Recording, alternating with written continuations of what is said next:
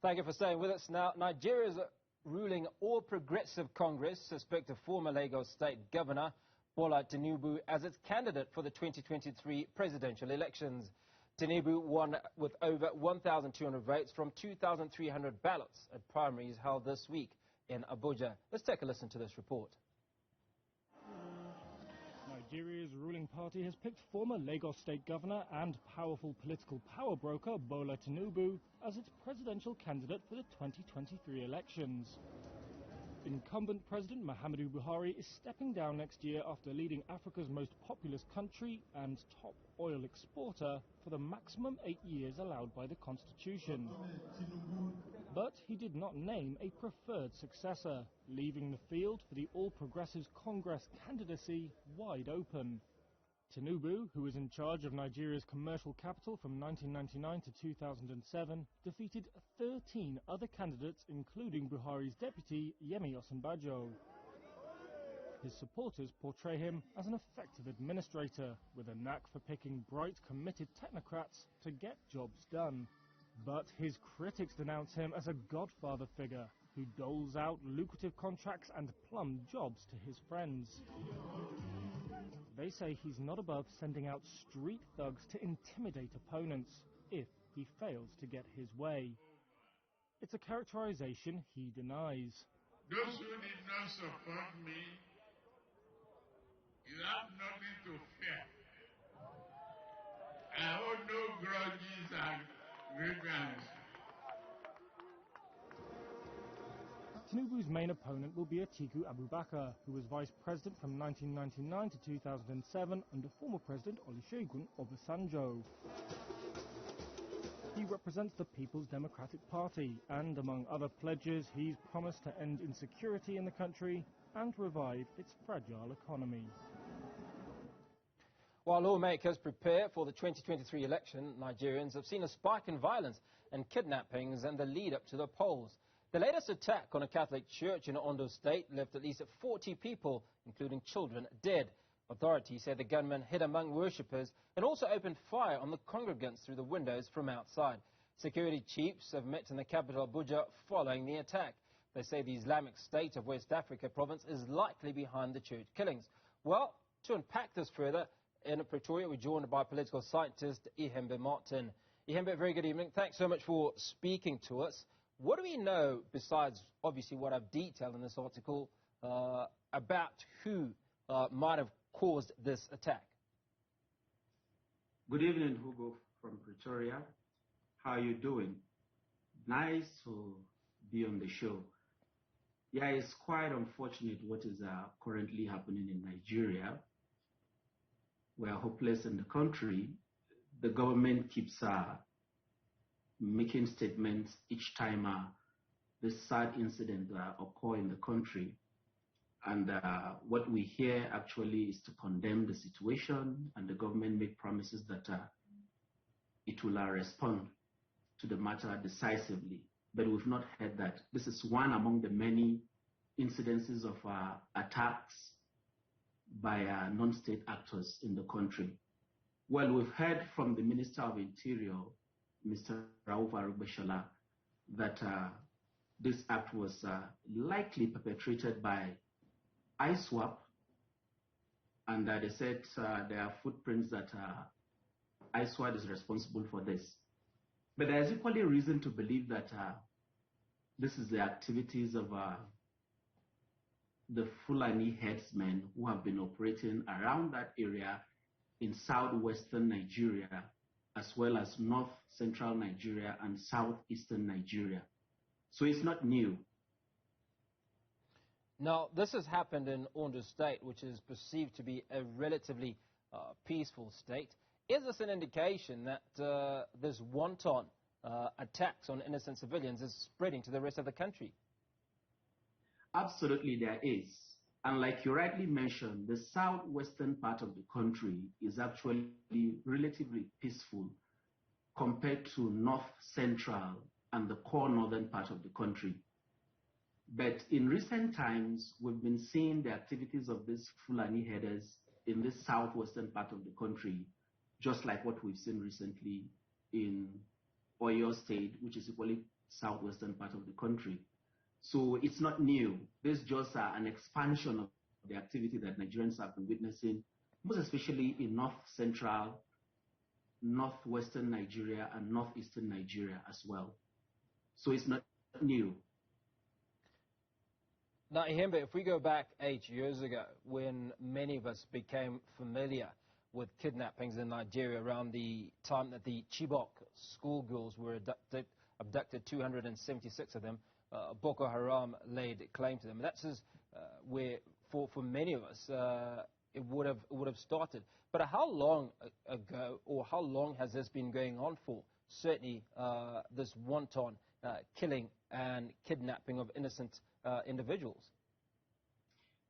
Yeah, actually, the kidnapping predates the Chibok incidents, and the violence actually will say it became more deafening since Nigeria redemocratized in 1999. There was a kidnapping within the Niger Delta territory when militants began to, demand from the government for improved development of their deplorable situation. And if you're quite familiar with the Niger Delta territory, it is where that oil is being drilled and it's the mainstay of the country's economy. So kidnapping actually began around that area and then in the southeastern part of the country as well. It began as an economy where these folks who kidnap will make demands for monetary compensation. And gradually, the government was not able to reassert its authority by way of indicating that it is control of its territory. So from what you're suggesting, these crimes are localized. Now, if they are, would some form of local solutions be able to deal with the challenges? Absolutely. It will deal with the challenges. And I would say largely there is an economic explanation to these crimes as well as political explanation to these crimes. Because our politicians, like I call them, we have a special breed of politicians in Nigeria that are described as militicians.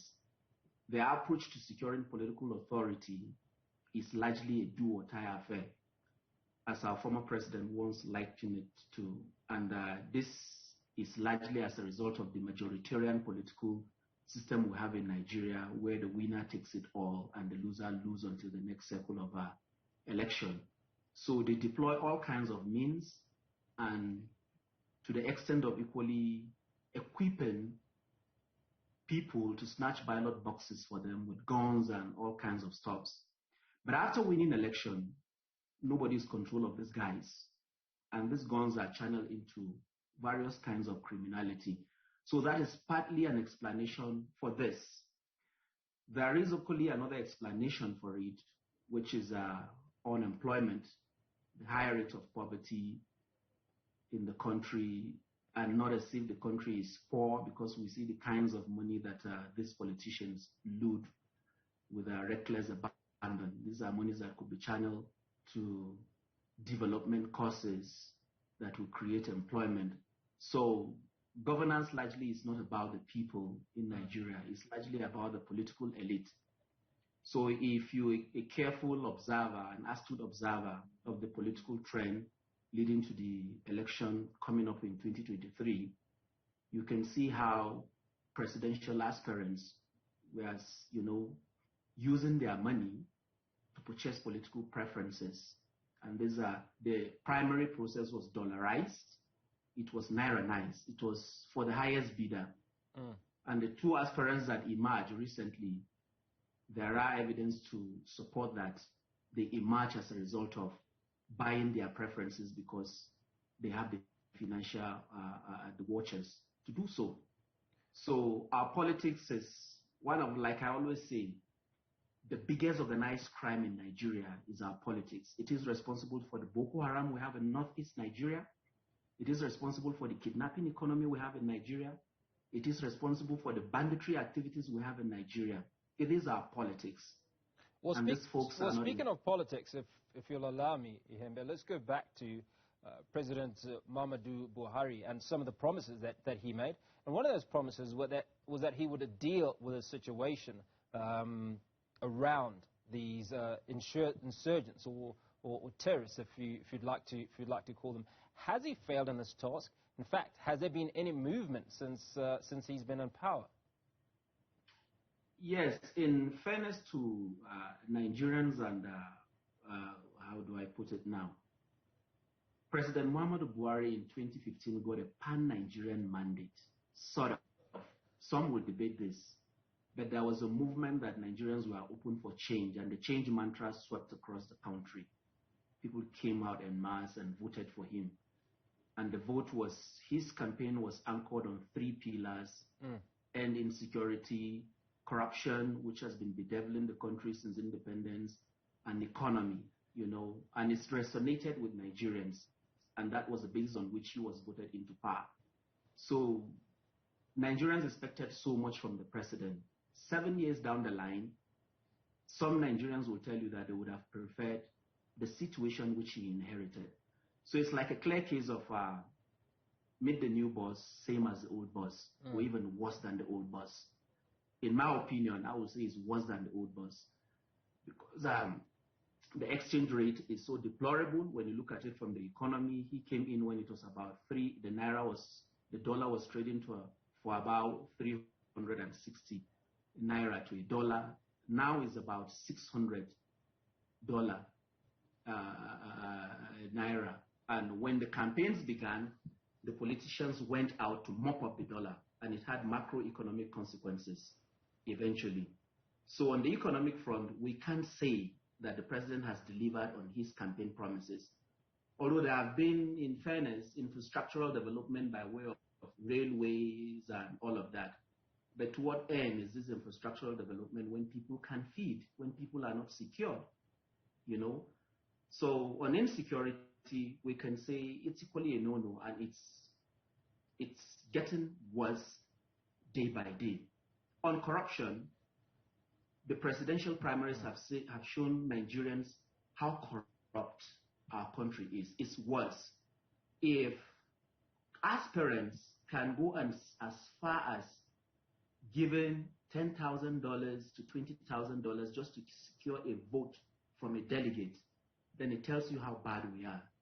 Well, I suppose now would be a good time, Ihembe, to ask about those that are running for next year's presidential election. Are they likely to bring about any meaningful change to what you are describing as a deplorable situation in Nigeria? In my opinion, I think it largely resonates with people of my generation. In all honesty, we're tired of these folks. We're tired of them. We have a tendency of electing our ancestors in Nigeria, and what our ancestors can do is to lead us to our grave. And this has happened. We got Buhari, he's in his 70s. Atiku is in his 70s. The other one of the APC, Tinubu Ahmed Bolada, is in his 70s. He can barely even walk. We don't need these guys. They've made so much money in government. They are stupendously rich.